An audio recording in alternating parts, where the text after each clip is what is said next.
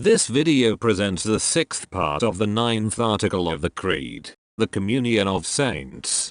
Question 1. What are we taught by these words of the ninth article, the Communion of Saints? Answer. In the words the Communion of Saints, the ninth article of the Creed teaches us that the Church's spiritual goods, both internal and external, are common to all her members, because of the intimate union that exists between them.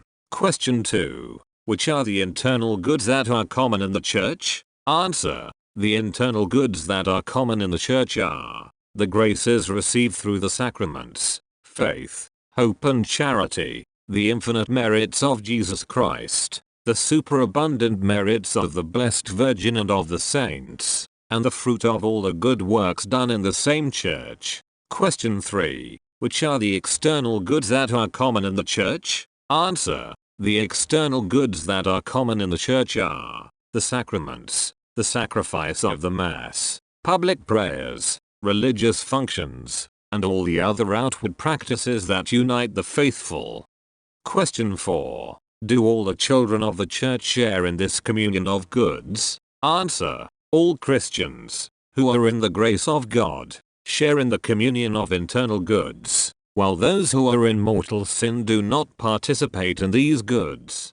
Question 5. Why do not those who are in mortal sin participate in these goods? Answer. Because that which unites the faithful with God, and with Jesus Christ as his living members, rendering them capable of performing meritorious works for life eternal, is the grace of God, which is the supernatural life of the soul. And hence, as those who are in mortal sin are without the grace of God, they are excluded from perfect communion and spiritual goods, nor can they accomplish works meritorious towards life eternal. Question 6. Do Christians then, who are in mortal sin, derive no advantage from the internal and spiritual goods of the Church? Answer. Christians who are in mortal sin still continue to derive some advantage from the internal and spiritual goods of the Church, inasmuch as they still preserve the Christian character which is indelible, and the virtue of faith which is the basis of justification.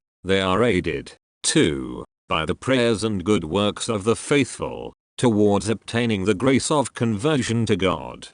Question 7.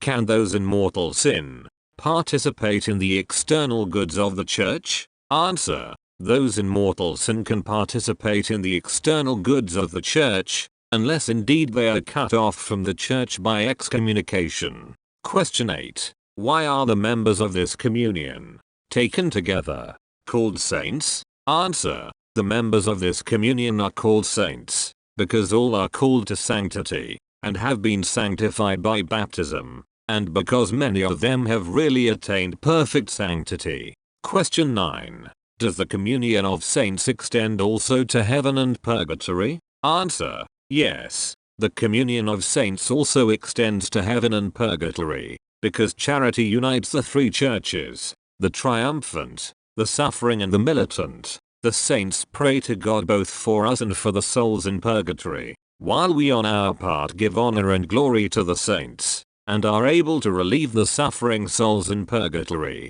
by applying on their behalf indulgences and other good works. This concludes the sixth part of the ninth article of the Creed. The next video will present the seventh part of the ninth article of the Creed, those outside the communion of saints.